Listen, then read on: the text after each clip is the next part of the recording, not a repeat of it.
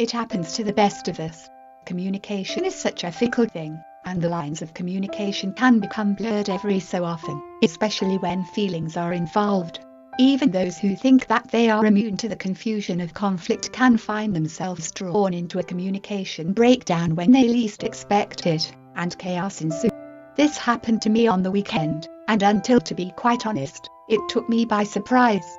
Even those of us who are better equipped than many others are not immune.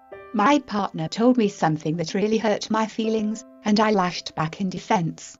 It was a silly argument, over something as simple as a misplaced bottle of aftershave. But to me, it represented something much deeper, that had been simmering away for a couple of weeks. I get frustrated at having to search for something when it is not where I expect it to be. Worse still when my partner has shifted it and I don't know the first place to begin searching. Aftershave, needles and thread, car keys, a Tupperware container to store my baking soda in, covers for our outdoor chairs, all were examples of instances where I had to turn the house upside down. A simple answer from my partner when these things were shifted would have saved me a lot of time and frustration. And the answer I got: you need to open your eyes and organize yourself better. I was gutted. When I come home from work, I exercise the dog and cook dinner so that it is on the table by the time my partner gets home. The house is always spotless and warm, as I am very conscious of coming home to a tidy environment.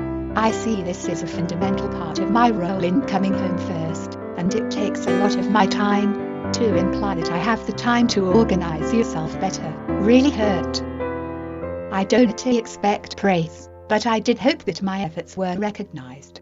I got told that I don't expect you to cook my dinner every night, was interpreted by me as ingratitude, and hurt me even more. So where to from here? My partner felt guilty at coming home every night to the perfect household, whereas I felt guilty if it wasn't perfect. It was never about me trying to make him feel guilty, but it seems it did. And this is where the communication fell down. He misinterpreted my efforts, and I misinterpreted his response. Communication, communication, communication. I need for my partner to keep me informed of where things move to. I need to be informed. I need to voice my frustration before it gets to boiling point.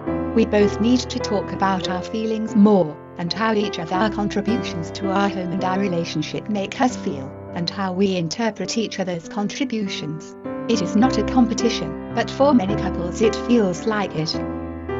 When people feel guilt or stress, it leads them to act funny ways.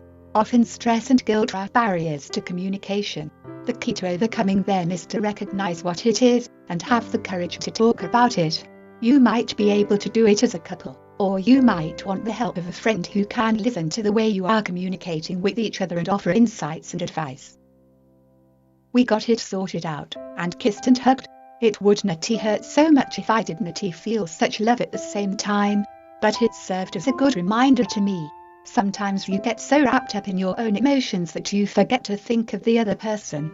You also need to entertain the possibility that you are misinterpreting each other.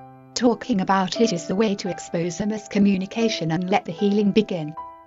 A good lesson to learn, even for the experts, so you can't afford to give your marriage 50%.